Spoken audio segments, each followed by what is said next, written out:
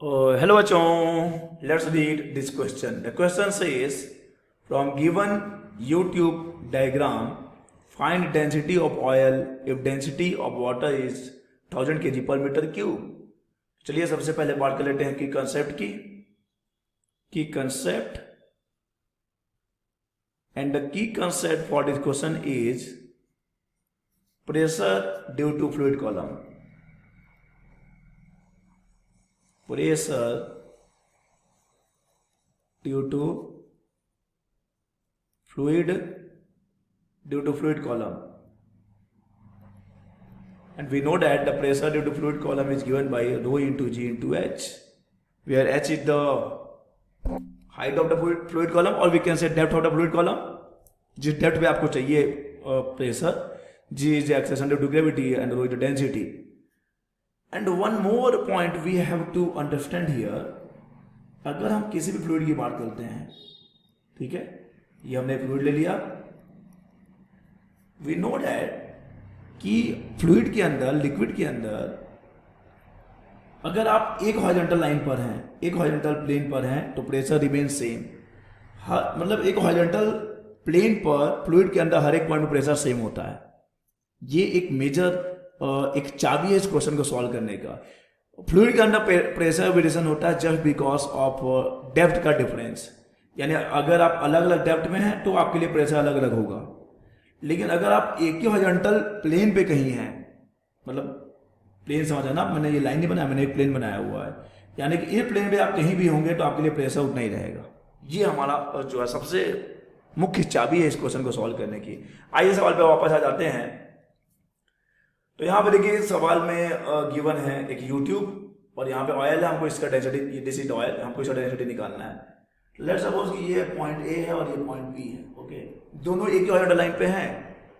तो अगर, अच्छा इसको ए नाम दे दीजिए आप. तो अगर आप देखेंगे तो क्या होना चाहिए, प्रेशर सेम होना चाहिए कि नहीं होना चाहिए बच्चे? बिल्कुल प्रेशर सेम होना चाहिए. प्रेशर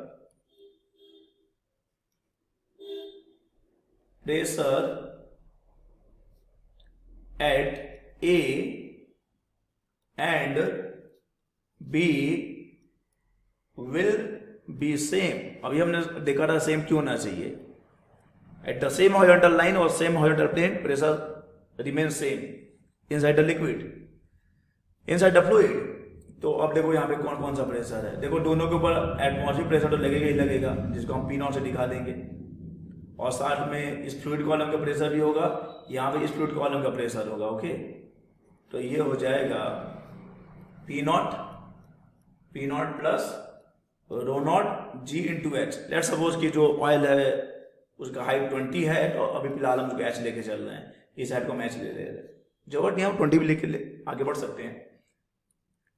चलो, rho naught plus rho W G. अब यहाँ पे वाटर कॉलम जो है, जो लिक्विड जो वाटर है यहाँ पर, इसका हाइट कितना हो जाएगा? एच में से 8 को माइनस कर लीजिए, एच माइनस 8. अब वैल्यूज पुट करते हैं, सॉल्व कर लेते हैं, लेकिन उससे पहले तो ये और ये खत्म हो गया, दोनों के लिए सेम है, तो यहाँ से जी और जी भी कैंसिल हो जाएगा. ओके, तो रो नॉट कितना गया? रो नॉट इजक्वल टू आ जाएगा जी तो कैंसिल हो गया, सॉरी, रो डब्ल्यू एच माइनस 8 यानी कि कितना? H 20 minus 8, 20 minus 8 12. ओके, और divided by H. H is कितना बच्चे? H is 20 centimetre. दोनों सेंटीमीटर में तो कोई दिक्कत नहीं है, दोनों सेंटीमीटर हमने लिया तो सेंटीमीटर कैंसिल हो गया. रो डब्ल्यू 1000 12/20 कैंसिल कर दीजिए. 6 दूनी 10 दूनी 1 0, तो आ गया 600 kg per metre cube. So this will be the density of the oil. हमसे क्वेश्चन पूछा ही है कि find the density of the oil is. So density of the oil is 600 kg per metre cube.